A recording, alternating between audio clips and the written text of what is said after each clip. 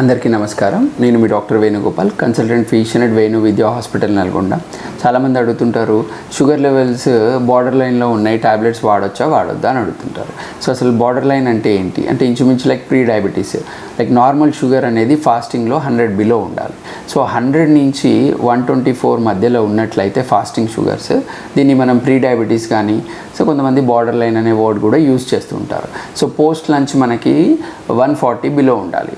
140 నుంచి 200 మధ్యలో ఉన్నట్లయితే దీన్ని ప్రీ డయాబెటీస్ కానీ, లైక్ కొంతమంది మళ్ళీ బార్డర్ లైన్ డయాబెటీస్ అని అంటూ ఉంటారు.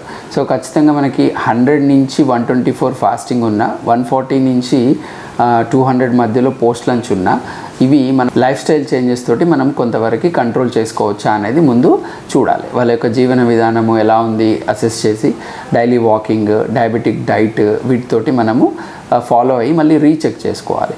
సో ఇవన్నీ పాటించినాక కూడా షుగర్స్ కంట్రోల్ లేకపోతే మాత్రం ఖచ్చితంగా డయాబెటిక్ మెడికేషన్ మీ డాక్టర్ని కలిసి యూజ్ చేయాల్సి ఉంటుంది. ధన్యవాదాలు.